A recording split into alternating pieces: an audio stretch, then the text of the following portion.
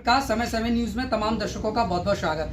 आपको बता दें कि आज 12 फरवरी का दिन है और आप देख सकते हैं देश की महान विभूति स्वर्गीय श्री चौधरी अजीत सिंह जी, पूर्व केंद्रीय मंत्री, 12 फरवरी 1939 को इनका जन्म हुआ था। तो आज इनके जन्मदिन के तौर पर तमाम समर्थक लोग, आरएलडी के कार्यकर्ता इनको नमन श्रद्धा सुमन अर्पित कर रहे हैं। और आपको बता दें विशेष तौर पर जो हमारा देश कृषि प्रधान देश है और कृषि प्रधान देश में अजीत सिंह जी और इनके जो पिताजी हैं पूर्व में बड़ा अच्छा योगदान रहा कृषि के क्षेत्र में। और सबसे बड़ी बात, भारतीय जनता पार्टी की सरकार में अभी मरणोपरांत बाबूजी को भारत रत्न से अवॉर्डेड करने की घोषणा की है। तो कहीं ना कहीं ये बहुत अच्छी उपलब्धि है।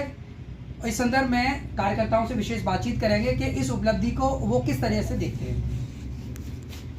जी नमस्कार। सबसे पहले तो मैं पूर्व केंद्रीय मंत्री चौधरी अजीत सिंह जी के जन्मदिन पर तो चरणों में कोट नमन करता हूँ। और आज इनका जन्मदिन है और कई बार केंद्र में मंत्री रहे और किसानों के मसीहा कहे जाने वाले हमारे चौधरी अजीत सिंह थे।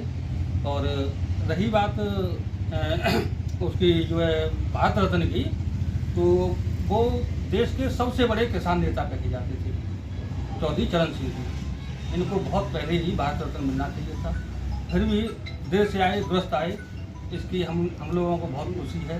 हम बार बार धन्यवाद करते हैं वर्तमान सरकार का।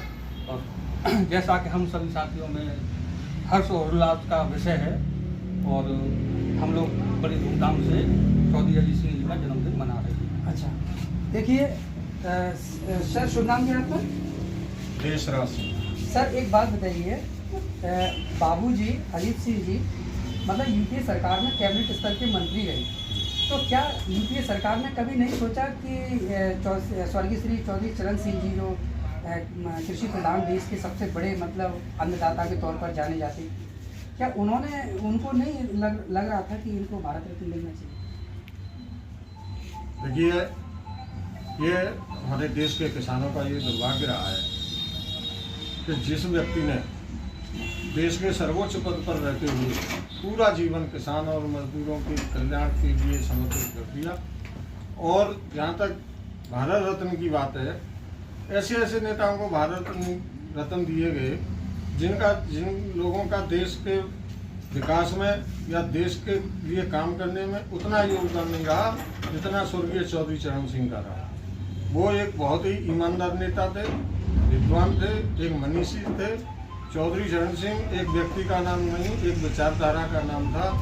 जैसा कि हमारे युवा राष्ट्रीय लोकदल के जिलाध्यक्ष भाई चौधरी अमर सिंह पटेल ने कहा कि चौधरी साहब को भारत रत्न बहुत पहले मिल जाना चाहिए था।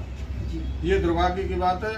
चलो अब सही, हम केंद्र सरकार को बहुत बहुत धन्यवाद देते हैं, आभार व्यक्त करते हैं कि उन्होंने चौधरी साहब को भारत रत्न से सम्मानित किया। बाबू जी आपका क्या नाम है? अच्छा, उम्र तकरीबन क्या होगी आपकी? तो अजीत सिंह जी बाबूजी और इनके पिताजी, उनको भी आपने देखा होगा शायद। मैंने तो चरण सिंह को सन 64 से जानते हैं। जरा तेज बोलिए। और बहुत अच्छा हमारा सौभाग्य है कि आपसे हमें जानकारी मिल रही है बाबूजी चौधरी चरण सिंह जी के बारे में, जो आज देश का सबसे उच्च सम्मान उनको मिला है। तो ये बड़े गौरव की बात है और होना भी चाहिए। तो उनके बारे में कुछ दो बातें कहिएगा। चरण सिंह जी अपने समय में किसानों का, मजदूरों का और दबे कुचलों का, सभी का जो है उन्होंने हमेशा से सहयोग किया और हमेशा इन्हीं के लिए कार्य किया। और ये अपने जीवन में चरण सिंह जी तो इतने ईमानदार, कर्तव्यनिष्ठ, और इनके लिए जितने भी अगर शब्द यूज किए जाए सम्मान के लिए, वो टूटे थोड़े ही हैं।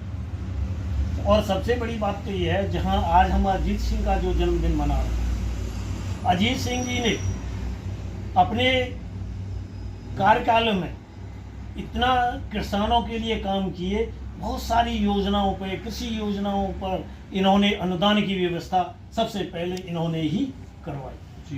चीनी मिलों का दूरी घटा करके तमाम चीनी मिलों का इन्होंने खुला, नए लाइसेंस दे करके उन्होंने किसानों के लिए सहूलियत प्रदान की।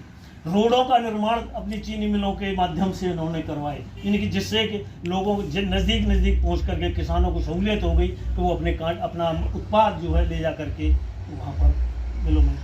Thank you.